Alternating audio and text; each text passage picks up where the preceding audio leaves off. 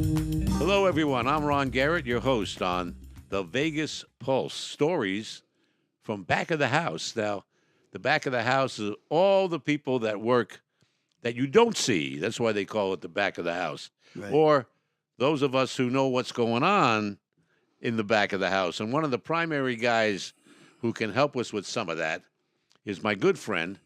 They call him the Don of Vinyl. He has got the largest vinyl collection of 45s. 45s albums, yeah. Albums in the world. And that's why they pretty call him close, the yeah. Don of Vinyl. He's the CEO of Street Corner Records and Entertainment. He's been around a while. We all love him. He's Stevie Dunham. Thank you, Ron. Thank you for having me on the show. I really appreciate it. Stevie, you're a great story, my friend. Well, that's what they say. I mean, I've been around. I mean, I've seen and done a lot of stuff. It's stuff that I was privileged to see that I probably shouldn't have seen outside You of can't the tell us entertainment. about any of that, the I things can you tell a shouldn't have few- seen, you know? I can say a few things I can, but I got to keep some certain names on the down low. Well, you got to wait for them to die. Well, a lot of them I still do. Yes, yes. I was a part of that fraternity. I'll admit Everybody that. says, Ron, write a book. I said, not yet. Yeah, that's the same with me. I can't just write a book and name names. I have to wait for those people to go. You do. Unfortunately. So you're Otherwise I'll from get Brooklyn. killed. You're from the Yes, streets of Brooklyn. I am from Brooklyn, New York. And when originally. you were a young kid growing up, you got into the doo-wop sound. It was around 1977. My two cousins and two neighborhood kids. We lived in Brooklyn Heights on Pacific Street. We were listening to Norman Knight's WCBS oldie show on Sundays, listening to all these great group records growing up, and our parents and everybody. But everybody tuned into CBS FM on Sundays in New York. And so we decided we'd just go out one day and try it out and sing some harmony. It seemed to gel, and we got a little bit better as time moved along. We got actually pretty good. We never made a record or nothing, but we got really good. And it was, even in that late of era in the late 70s, it was still prevalent to go into inner city boroughs and see people sing on street corners still. And they really had the oil Yes, they barrels did. with the flame coming out. Yes. Now, they we did. see that in movies. That's actually true. But is that true? That is an absolutely true fact. Yes. Or What was in the barrel? Would you burn wood or burn kerosene? wood, garbage, newspapers, you name it, and we had a brown bag with a bottle in it. Or Passing around. the policy slips might have gone into that. Yeah, barrel. right, exactly, right, yeah. Were you guys running numbers back in those days? When I was 11 years old, so Well, no. listen, But I there's know a lot- guys that did. My Absolutely. cousins were involved in a gang, and they were doing errands for You're running the Cosa numbers. Nostra guys. which is Keno. Yeah, basically, yeah. Keno. Yeah, we, basically that particular counterculture, which I parallel to it. I mean, we created a lot of that stuff, So I mean, that's prevalent in Las Vegas casinos today. Keno is It is. basically It's amazing. policy. It is, and so it's we came out here a lot of times when I was growing up as a kid, and I You seen came. You started visiting Las Vegas about in the 8, 9 '70s. years, 8, 9 years old, I guess would be good. In the '70s. You were born in Yeah. 1968. Yeah, I saw Same a lot son, of same things. age as my son. He was also born. We always stayed at the in dunes 1968. and never had a bill. Why did you pick the Dunes? My grandfather, one of his dear friends, was a very known character here. Had anything to do with Maury Schenker and his crowd over there? I think Jasper and the knew him, but Jasper? yeah, I think he knew. We him all know pretty who good. Jasper was. Of course, the man with the you can get a loan in a flower shop with this guy over here, and a pizza joint guy. Pizza in the flower shop. You're right, But the flower he shop. That was the go-to guy. hilarious thing. Yeah, I've been to both growing up, so I know. Where'd he get the roses? Right, exactly, right. Jasper was the go-to guy. He was a sweetheart of a man, a very low key guy, smart and just and very classy. And he ran a great business. Both of his businesses were very popular in the valley back in the old days. And The it was- '70s was a great era. It here, was. and you were still a young man because you were born in '68. I mean, if things would have changed the climate, we could have So actually when lived you here. came here as a kid, and you looked around, It was the greatest thing. It was like anything. It was like Disneyland. All the neon lights, all the glitter, the glamour, and then go to see shows. It was like living a dream. You couldn't believe it, and being that young of a kid to absorb all of that and meet people that that you see on TV every Sunday night, that you see right. for real, For real. and meet them too. I mean, that was amazing to me. here was my introduction to Vegas. I was 13 years old. It was 1956. Wow. And my mother, my father, my brother, and I, we took a car trip from Great Neck, Long Island, where I was raised, It's a long trip. all the way across the country. We even stopped at the biggest ball of yarn Oh yeah, that I you remember see in that. the Chevy Chase movie. Right, yeah. There is such a thing, the world's There is. biggest ball of yarn. Oh my God! And also motels shaped like dinosaurs and Right. teepee tents. Exactly, yeah. But we Yep. drove out to Las Vegas, actually all the way to Cali. I went to Disneyland the second year it was open in Yeah. '56. It opened in '55. Anyway, we came to Vegas. We're going to come to Vegas. I'm 13 years old. We stayed at the Dunes where you stayed, but the tower had not been built yet. Right, yeah. And we sat around the pool and a two-story. It was like a motel then. Right. Most of the hotels in Old Vegas back in the 50s, they were just one level. One level. places. And So we went to a show at the El Rancho Vegas. oh, great. It hadn't burnt down yet. Right, yeah. The stars of the show were Betty Grable and Harry James Wow. in the great showroom. stuff. I'm 13 years old, That must have been but amazing. all I could see was showgirls. Absolutely. All I I get could it. see was everywhere I looked, there's showgirls. So we leave, get in the car, and I told my mother, I said, I'm moving to Las Vegas. I'm 13. What'd she say to that? You're not moving to Las Vegas. Yeah, that's pretty much I what I did. got to later in life. Yeah, I did. get That it. was 1956. I moved here in 1971. And I came haven't here- left. I've been here since living here since 1993. I caught the tail end of a great When thing. you got here in 93, yeah. how'd you set yourself up? What were you doing and what got you started? Well, I just finished college and I just finished another problem in New York. What college did you go I to? went to Art Institute in Fort Lauderdale. I actually flew a shuttle plane from Fort Lauderdale up into New York and did studio work back and forth 2 or 3 days a week. And with the school in and around that, I made it sure it was in and around my classes, which is very difficult. But I was a very hardworking and determined young man, and I still am today. But it was just amazing. I got it hooked up with some people in that I back in the old Did school. you get in a type little things. trouble? I got in a lot of trouble. Well, we're going to find out about Yeah. that right after we come back. We're going to break for commercial. We'll be right back with more of Stevie Dunham. What a great story. We'll be right back.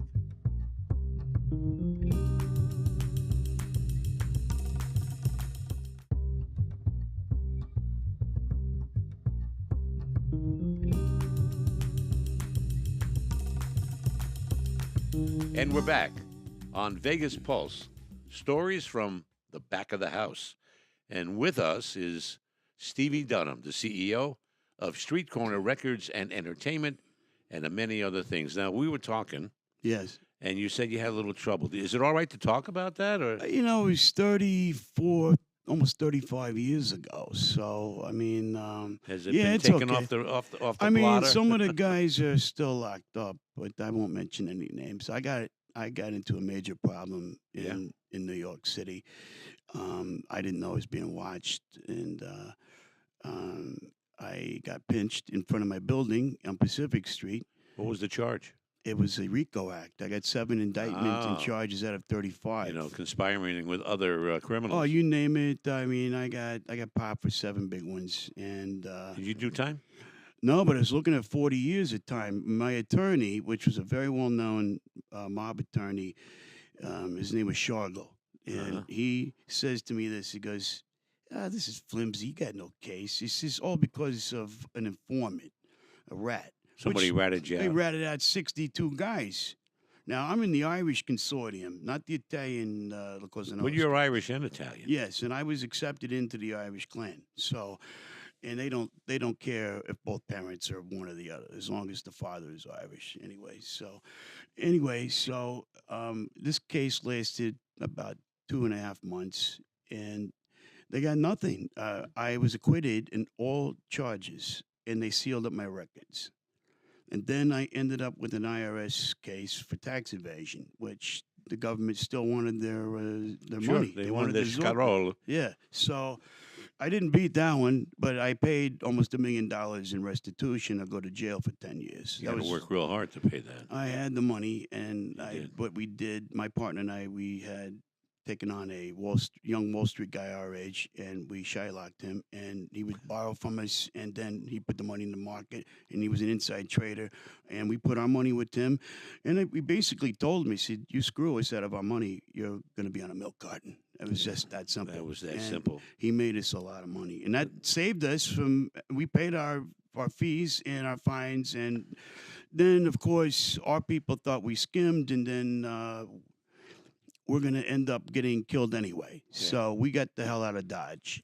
I actually had to take a hiatus from school to go through these cases, and when I went back to South Florida, even though I was chancy, I went back to school. So you lived in Florida for a while. Yeah, I was determined to graduate. I didn't care what was thrown at me. So I got my degree. It was only a couple of months away anyway from graduating with a music business degree. So I got it, and then we got the hell out of Dodge, and we moved to Vegas. My partner ended up in Los Angeles. I stayed here. So you came to Vegas in '93. Yeah. You're already a well-known doo-wop singer. I was one of the youngest producers of this music in the United States but you when I also started. sang on all that. I did. I sang and produced records with them without credit, and sang on many stage shows. And I worked with a lot of legends: Johnny Maestro of the Brooklyn Bridge and the Crest, Larry Chance of the Earls, Harvey Fuqua of the Moonglows, Pookie Hudson of the Spaniels, Jive 5, Eugene Pitt, which is my mentor. And there's about 60 plus guys I backed up or shared the stages with easily enough in groups. Part of the Chaperones? I was a member of the Chaperones. I helped reform the Chaperones with an original founding member, Nick Salvato, and we put out a CD, and it sold very well, and it helped keep the trademark active with the group. And we were inducted into the Las Vegas Entertainers Hall of Fame in 2011. There you go. Yeah, That's I'm my a member first of that one. one too, by the way. I'm in it 2 times. I'm in it with Yeah. the Night Kings too, another local Las Vegas group. It's just a thrill. I'm not an illegitimate person, just so you know. I mean, I lived a life like that, and I learned a very hard What lesson. very business young. did you open when you arrived here? I started Street Corner Entertainment Records in 2004. Okay, but right here in Las Vegas. But I worked so in the logistics 20 business. years old right yeah, now, the company. Yeah, it's going to be 25 next month, actually. I worked in the logistics and trucking business as my civilian job. So I worked that for 24 years, and I worked in clubs and bands at night. You were busy. I was always working. I never was not working. And I worked in a lot of different hotels. I worked in almost all the old hotels, every hotel except for the brand new ones that are existing today. I worked in them all, downtown and on the Strip. In 1990s, when you came here, that's when the Strip began to evolve into a corporate, I call it nightmare. It did. It was a corporate nightmare. It became that. It started with the Mirage. Yes. It with did. Steve Wynn, but he at first banned fanny packs and strollers. Yes, I remember that. But then he gave in later. Yeah, he did. I mean, they turned it in. They wanted to turn it into like a Disneyland Yeah. for kids and adults, not just for adults. It was more oriented towards adults historically. The corporatization of Las Vegas, it took a lot of the personal touch of service out from the workers to the Big patronage. time. And you remember this, I mean, coming here and living here back then, they would know your name 5 years if you've never been in a joint. They know your first, last name, your mother, your Everything. wife, everybody. Favorite drink, your best favorite meal. Absolutely. And they would comp you, even if you needed it or not. If you were down and out, you blew all your money, they would give you money You to didn't get have home. to play the slots. You didn't need a No. player's card. No. You didn't have to.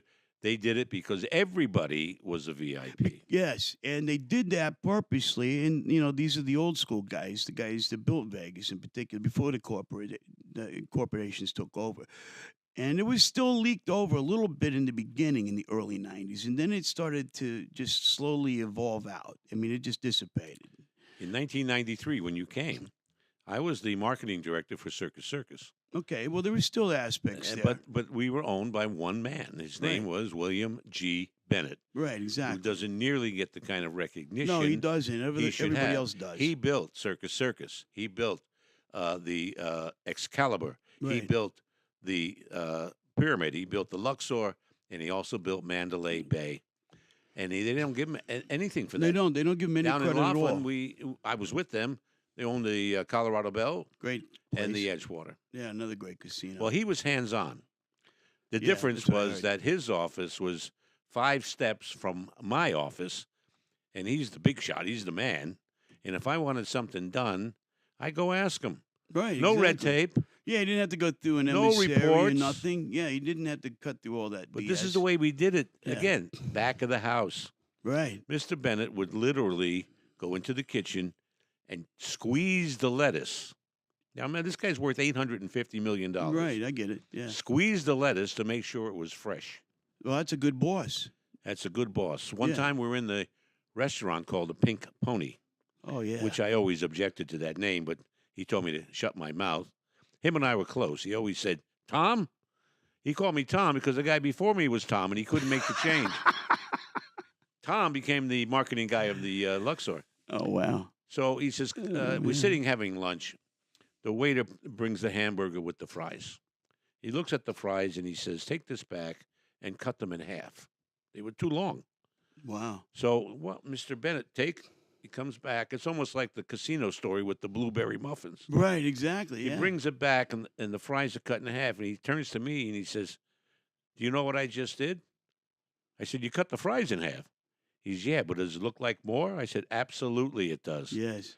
So it was piled higher. It looked like more, same amount of fries. That's great. I remember all the great things like the 99-cent hot dogs and Absolutely. the shrimp cocktails. And, they give you rolling nickels of quarters, there's incentives, gifts, jackets if you hit royal flushes. Everything. All the great stuff that you can imagine that really enticed people to come here because they always thought, well, if I get a royal, I'm going to get a satin jacket with the casino name on it. When, the last hotel to do this, if I recollect, was the Orleans that did that. There's one more hotel that's just like the old days. I'm going to come back and tell you about it. Okay. But yeah. right now we got to take another break. Cool. All right. We'll be right back. More with Stevie Dunham, the Don of Vinyl and the CEO of Street Corner Records and Entertainment. But we're going to talk about his current business and the stars that he's making right here in Las Vegas, some of your favorite lounge acts. We'll be right back.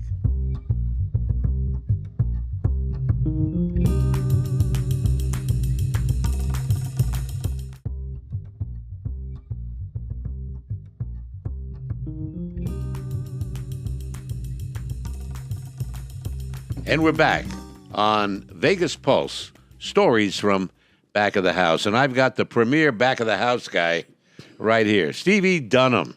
How you Stevie, doing, thank man? you so much Oh, again thank for you. being here. Oh, it's awesome. This is a lot of fun. It's great to talk about these things because a lot of people don't realize what really goes on No, behind they the didn't. scenes here. I mean, and there's a history of all of that. There's always a silent group of individuals in every aspect of business that actually has their fingers on the pulse in Las Vegas, Nevada. It's not all about casinos and gambling and so forth. There's guys that do things behind the scenes that are influential in whatever level of business they're in that make things happen here. They're movers and shakers, and people don't realize that. And it's very important to know that. You're not going to ever see them hardly. I mean, I'm just lucky to be here like you are because we've been through all of this. Got lucky. But I had no idea what kind of life I'd have. Yeah, I mean, I love Las Vegas. I mean, I can't see myself living in any other city. And I've been to several No, me in my neither. life, I did 9 years in Reno, which is almost like 9 years in Alcatraz. Reno ain't nothing like Las Vegas. No, not at all. Everybody no. thinks that, but it's not the same When I thing. first moved there, I was that a-hole from Vegas, but they accepted me. 2 years later, I was that a-hole from Reno. Right, So yeah, I got get it, accepted, yeah. I totally understand. I ran a nightclub downtown on Fremont Street. What was the name of it? It was actually the old Cosmos joint. It was- Cosmos. But we Cosmos changed- Cellar. But yes, and we changed it to the USA Underground. I booked every punk rock and alternative band in from 1994 to 95 in that joint. I had a line that went from that door right around the corner onto Main Street with about 400 kids, college kids, waiting to get in to that 200 capacity place all night, Thursday, Friday, Oh, and no, Saturday we went night. to Cosmos Underground. Oh, many I've been times. there before then too. I Yeah. mean, I know, but It no, but became your club. yes, and Oh, we was that's a cash fantastic. cow and we put all the punk rock bands in there. We had monopolized in the whole city, and it was great. And I should be in the punk rock museum, which I may have to go see them and tell them I'm still Take here in another Vegas. quick break right Sure. now and come back and bring us up to date on some of the current talent You got it. and things you're doing now with your record company here in Las Vegas. We'll be right back with more of Stevie Dunham right after this.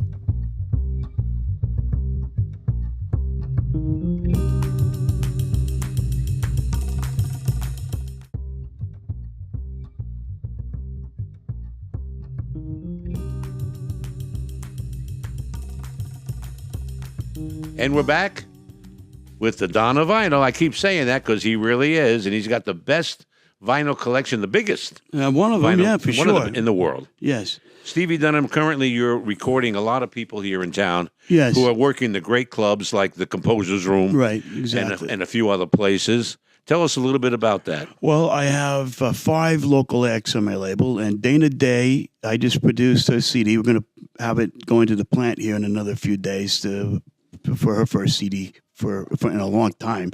Zonia De La Guardia is another client of mine. She's an up-and-comer. She's actually moved up quite a bit, and I guess because of my influence on both of these two young ladies, it's really made a notice in the city of Vegas. They're starting to get more action, and that's great. I have legendary Vic Donna from 1957's hit Teenage Rose on my label. He's got a CD coming out of contemporary stuff.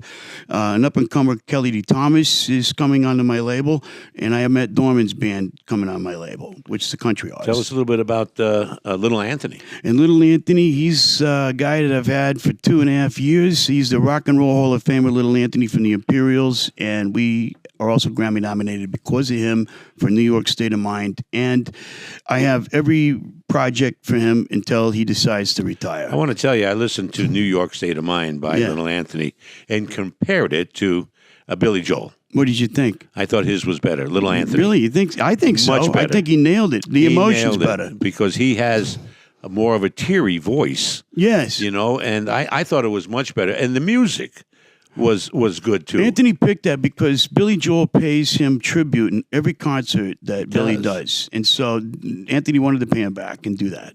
Mm-hmm. And he did.